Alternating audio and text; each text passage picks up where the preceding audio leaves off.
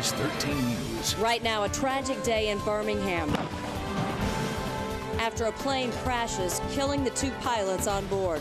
We have team coverage tonight with an update from the scene of the crash. Also the latest on what investigators, city leaders, and nearby residents are saying.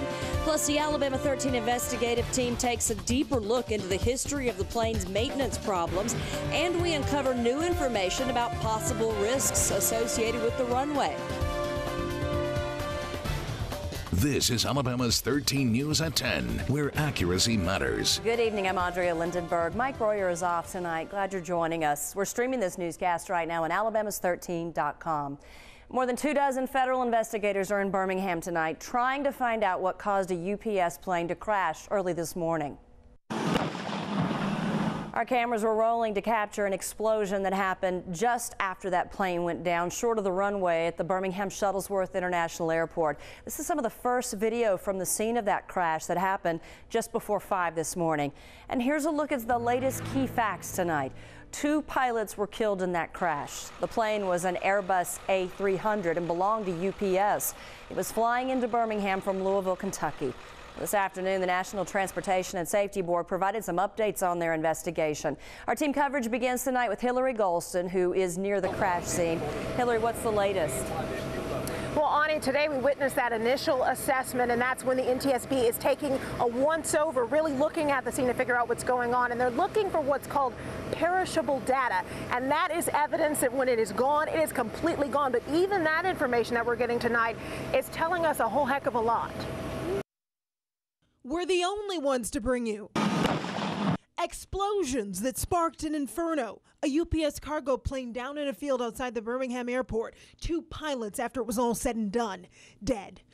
I'd like to pause a moment and offer our sincere condolences and let you know that our thoughts and prayers are with the families and the victims. But the NTSB will only stop for a brief moment. A GO team in place, 26 boots on the ground. Learning just today the plane hit trees, hit the ground. The cockpit slid about 200 yards from the time it touched down to its final stop. 75 or 80 yards past that, the wings and the tail lay tattered. This afternoon, parts of the plane still smoldering. The very valuable and information-rich cockpit voice recorder, or black box, just out of investigators' reach. But the first responders are out there continuing to put water, fire retardant, on that section of the fuselage. So we are optimistic that we will be able to get in there quickly. 10-mile visibility when this plane went down. Our goal is to find out not just what happened, but more importantly, why it happened, so that we can keep it from happening again. The singular objective for investigators very much in sight. Now, we did have a private moment with the NTSB, and we got some exclusive information about when that press conference is going to be tomorrow, and they told us sometime around the afternoon. In the meantime, you can join the investigation. If you have wreckage in your backyard or some video, make sure to reach out to the NTSB. We've made it very easy for you to do that on our website. There's a link there, alabamas13.com. We're live in Birmingham tonight. I'm Hillary Golston, Alabama's 13 News. Hillary, thank you so much. Of course, we have lots of pictures from the immediate aftermath of that crash on our website. Just go to alabamas13.com and click on slideshows. As we mentioned earlier, both pilots on that Airbus A300 died in this morning's crash. We only know the name of one of the victims, 37-year-old Shonda Fanning. She's from Lynchburg, Tennessee. She was married to Brett Fanning, who's part of the family that operates Jack Daniel's Distillery in Tennessee. Fanning had a pilot certification of medical first class. People living in the area near that crash scene are no doubt used to hearing planes go overhead, but because the community is so close to the airport, but the sounds they heard this morning were different, much different. Kalisha Whitman continues our team coverage tonight, also from the crash scene. And Kalisha, you talked to some of the community members today. They had incredible things to say. They did, Ani. I talked to dozens of people. It's been a day filled with sadness for them and questions all centered around what happened here. But out of all the people I talked to, the one thing that remains the same is the story of how they tell what happened. And when it sputtered coming across, then there was one more boom, the house shook, and it was like, what is really going on now? My wife thought I was dreaming when I said that plane crashed. and I jumped out of bed. She thought I was dreaming, but I was not. Saw smoke. That's all we could see was smoke. But when we got out of the, came to the end of the driveway, we could see the flames and the smoke. He intended to land in that field. He was missing houses. My heart and prayer goes out to the loss of the people that was flying the plane, and as well as the people that's been affected in this area. This is definitely an event that has left a lasting impression in the minds of people that live in Birmingham and especially in this community. Kalisha Whitman, Alabama's 13 News. Thank you, Kalisha. And you can go to alabamas13.com to get a closer look at how the damage and the debris looks from the community standpoint. Again, just click on slideshows. UPS leaders have promised to do everything they can to figure out what caused that plane to crash and to try to keep anything from like this from happening again. Late this afternoon, the company released a statement saying, quote, "All of us at UPS extend our deepest sympathies to the families and friends of these two crew members. We place utmost importance on the safety of our employees, our customers, and the communities we serve," end quote. We have the full statement from UPS on our website, alabamas13.com. Well, the first people on the scene were Birmingham firefighters and police officers. Our team coverage continues tonight with Sarah Killian, who's live from another area near the crash scene. And Sarah, you caught up with some of the emergency workers after this morning's incident. I did, Ani, but first I want to show you this scene that's right behind me. As you can see a clear view of the crash site from where we are. NTSB and crews have set up. Emergency responders are still out on this scene. I don't know if you can see this at home. It may be too dark, but from where I am, I can still see smoke rising from the tail of the plane. I spoke with Birmingham Fire Chief C.W. Martis earlier today. He said he expects his crews to be out here well into the night. They, the Birmingham Police, and the Mayor's office, they have been on top of the situation since early this morning. Just before 5 this morning, emergency crews in Birmingham got the call, then got to work. We got the call and immediately started dispatching units out. Crews from the Birmingham Police and Fire Departments quickly worked to set up a perimeter and put out the flames. Though a crash of this magnitude isn't common, these emergency responders were still prepared. Our fire and police department trained constantly for events such as this. And it was an event exactly like this that crews from the Birmingham Fire Department rehearsed recently. They had a scenario similar to this one that they practiced on about a month ago. So the guys are pretty well trained and ready to go at any time. Controlling a situation like this isn't just about being prepared. Ask anyone working this scene today. It's also about working together. We pretty much work in tandem with the police, with ADM, with street and sanitation or whatever department. Everything is going real smooth. In times of crisis, these men and women rose to the occasion, and Birmingham Mayor William Bell says he couldn't be more proud. They did it in a very professional manner, and I'm proud to say that I'm the mayor of a city that has such fine men and women who work both in our fire department and our police department. Now, Mayor Bell did tell me that these crews had to expand their original perimeters because they received reports of debris in these residential neighborhoods around this crash site. Now, if you have debris around your home, you are urged to contact the NTSB, and you can do that through email. Let's take a look at that address on your screen. It's witness@ntsb.gov. Again, witness@ntsb.gov. This information could be crucial in finding out what caused this horrific crash. For now, we're live in Birmingham. Sarah Killian, Alabama's 13 News. Thank you very much, Sarah. Our cameras were the first off the ground to capture this aerial view of the crash scene. Now, this angle gives you a better idea of just how far that debris scattered and how close the plane came to crashing into a neighborhood nearby. Well, some local pilots claim the intended landing strip for the crashed plane offers challenges. Runway 18 is the shorter of the two landing strips at the Birmingham airport. John Papke tells us what he uncovered as Alabama's 13 investigates possible runway risks. And I was going to. Casey Roselle flies large commercial planes and is familiar with the Birmingham airport's two landing strips. Runway 18, which Flight 1354 was apparently approaching before it crashed Wednesday, is shorter and is what's called a non-precision approach. That means pilots must rely more on their training than the guide slope guidance system the longer runway offers. The precision approach, they'll literally land themselves, and it gives you internal warnings that you may be too low, etc. Where this other runway possibly would not have had that. There's more room, I guess, for pilot error with this runway than the other one. Yes. I don't know, it doesn't sound like that's relevant to this particular situation, but that's the true statement. Barry Franks runs the over-the-mountain flight school at the Shelby County Airport. He says the pilots in Wednesday's crash likely had to use this chart, called an approach plate, with specific landing guidelines for runway 18. He added a hill just short of the landing strip can complicate a troubled nighttime landing. If they were to descend lower than what the chart allows them to at that particular place, I could see where that hill might potentially become an obstruction and something that would block their view of the runway. Both Franks and Roselle do not believe weather was a factor and suspect the crash was caused by a series of circumstances yet to surface. John Papke, Alabama's 13, investigates. The last domestic air crash of an Airbus A300-600 was in November 2001. 265 people were killed shortly after takeoff from JFK Airport in Belle Harbor, New York. Our news team has been gathering information on this plane crash all day. You can find it all on our website. A lot of facts there. Alabamas13.com, and you can find the full news conference from the National Transportation Safety Board. More on the aerial footage of the crash as well. And of course, we have several pictures from the scene as well. Just click on slideshows. Our team coverage of the fatal plane crash continues in just a few minutes. Coming up, an investigative look at the history of previous maintenance problems discovered on this exact plane, including one as recent as this year.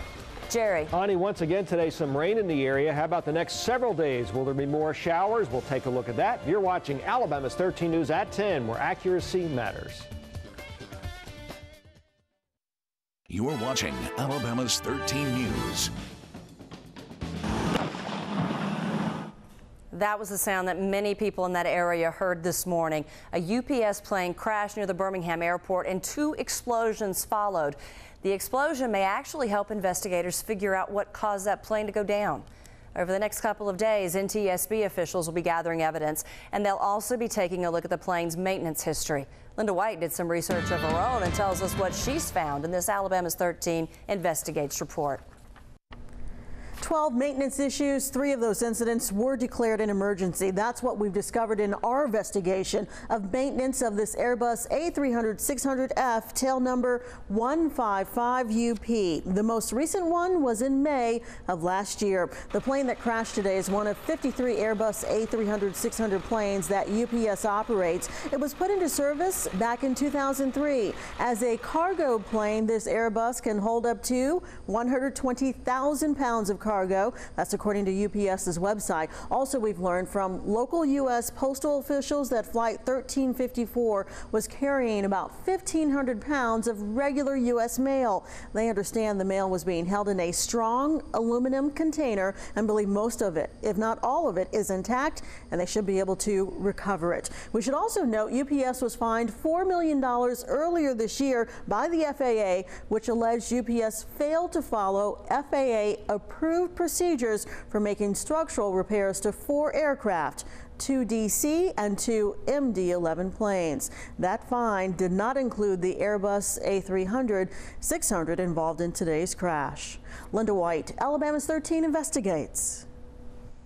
And again, we just can't tell you enough about the abundance of information we have for you at Alabamas13.com. We can't fit it all in one single newscast. Check out the many interviews conducted today. And you can also find this story and our other investigative reports. Also, don't forget to take a look at the many pictures we have online. They tell the story. Just click on slideshows. Our coverage of the fatal UPS plane crash continues in just a few moments, but first, here's Jerry Tracy. And Ani, obviously another day featuring some rain across the area. What about tomorrow and also your weekend? Will there be more rain? We'll take a look at that. And if you have a story idea or you want to chat about the events that you've seen unfold today on our newscast, find us on Twitter and Facebook. Just search Alabama's 13. Always ahead of the weather. Now, Alabama's 13 Interceptor weather forecast. And we'll get to that forecast in just a moment, folks. First, another look back at the aerial view of the damage today. The Airbus A300 is a wide-body plane, one of the largest in the air. We went up in a chopper to get these shots just before they closed the airspace. As you can see, the crash site is in a large area in neighborhoods near the airport. A wing separated from the plane's body. There's still some smoke tonight coming up from the tail section.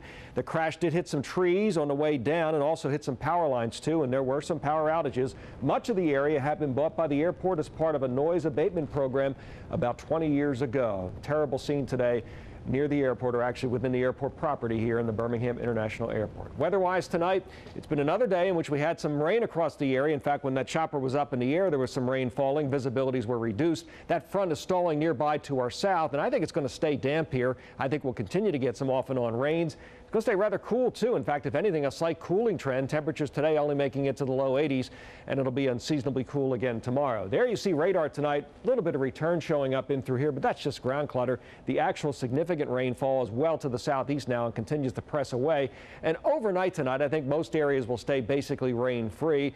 That will change tomorrow, though. 65 already in Haleyville tonight, 67 in Coleman. I was noticing the dew points in Huntsville are in the 50s now, and it's in the low 50s up in Nashville. That air must feel really nice there. 75 is the air temperature in Birmingham, 75 in Calera. Overnight tonight, many areas getting into the 60s. I think in Birmingham about 67 for the low. Some places up north lower than that. And a lot of cool air in the eastern states, big high pressure area in control.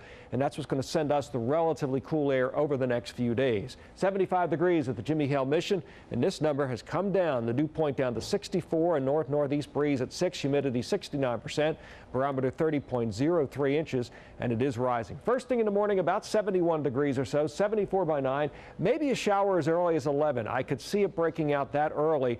I think most of the rain we'll see probably coming during the early, mid, and late afternoon hours. Here's our computer model forecast starting off at 11 o'clock tonight, showing a significant rainfall basically from Auburn and Columbus, Georgia on southeastward. We go forward in time. Not a whole lot changes overnight tonight. There'll be some patchy fog, but during the day tomorrow, see how it's painting out some rain again, especially along the I-65 corridor. And I think that's right. I think anybody could see some showers tomorrow afternoon. They may tend to weaken and die off later on tomorrow night. During the day on Friday, I look for the same kind of thing as the crazy summer of 2013 continues. Here's my interceptor forecast for the rest of this night. Some patchy fog forming, skies overhead partly cloudy, and a little bit cooler, down to 67 degrees. During the day tomorrow, look for quite a few clouds, some showers likely, especially during the midday and afternoon. The high 85 degrees. On my interceptor 7-day forecast, not a whole lot of change here, maybe warming up slowly with time, but the basic forecast of some scattered afternoon thunder showers continues through the weekend and into next week, too. At least it's not, it's been that summer. We just have not had extreme heat, and we don't see any for the next 7 days. You just named this summer like we name winter storms, like winter's fury. You just crazy summer of 13. It's one. I've never really seen anything quite like this. No, not this much rain either. Thanks, Jerry. Don Haas joining us now with a look ahead at sports, football news, getting close. Yeah, we are 2 weeks from tomorrow. Yeah. 2 weeks from tomorrow. It's hard to even believe. 2 weeks from tomorrow, the college football season starts. When we come back, we are going to talk about TJ Yeldon getting some national attention. We'll tell you why when we come back. Now, Alabama's 13 sports. 17 days remaining in our countdown to college football for all these schools back here except Samford. They'll start the night before on August the 30th. The actual kickoff date for all of college football, 2 weeks from tomorrow. South Carolina, Vanderbilt, Ole Miss, the SEC teams playing on August the 29th. Alabama running back TJ Yeldon featured on the cover of Sports Illustrated's college football preview magazine this week. The sophomore from Daphne ran for over 1,100 yards and 12 touchdowns last season as a true freshman. Bama now has been on the cover of Sports Illustrated 15 times since Nick Saban got there back in 2007. Unreal. Yeldon and his teammates went through their final round of 2 days at the Capstone today. They have single practices tomorrow and Friday, then they'll scrimmage for the final time on Saturday. TJ doesn't say a whole lot, but he says camp is going well so far. It's been going pretty good. I'm just out there doing what I can do for the team and helping the young guys adapt to the college life, college practice.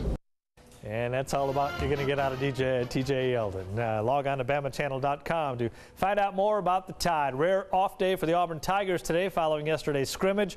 Coaches continuing to evaluate players as their August 31st opener at home against Washington State closes in. Center Reese Dismukes was asked if there's really any difference between the two guys leading for the quarterback job, Nick Marshall and Jeremy Johnson. I don't think it really is different. I mean, you notice sometimes who's in and who's not in. I mean, some can be louder than others, but I think really, you really don't notice a different standpoint that much. I mean, you just know you got a quarterback back there and you got to block for him.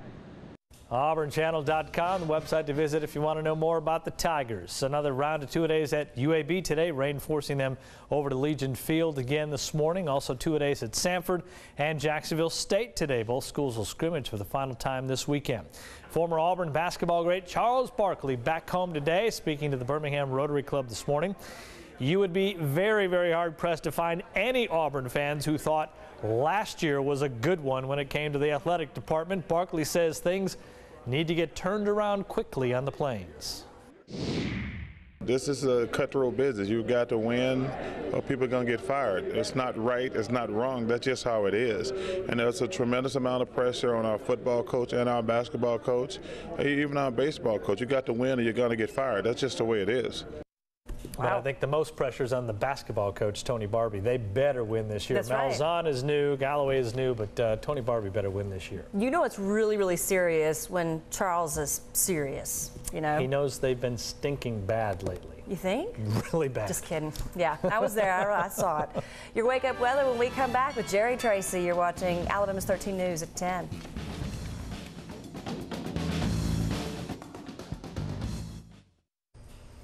Recapping the big story of the day, a pilot and co-pilot of a UPS plane died this morning after that plane went down to the Birmingham Shuttlesworth International Airport. The plane was en route from Louisville, Kentucky. Of course, we'll keep you updated on this story, and we'll be back on the scene tomorrow with the very latest on the investigation. And we'll hear from the NTSB again tomorrow afternoon with more information on that as well. Check in with Jerry Tracy for the forecast tomorrow. More rain? I think more rain is probably coming tomorrow. Maybe not so much right away first thing in the morning, but certainly midday or afternoon. There'll be some showers in the area. Going to stay cool, too, only in the low to mid-80s for highs tomorrow. All right, thanks, Jerry. And that's Alabama's 13 News for now. The Tonight Show is next. Alabama's 13 News continues at 4:30 tomorrow morning. Between our newscasts, the news is available whenever you want it at alabamas13.com. And you can join the conversation with us on Facebook and Twitter. Have a great evening.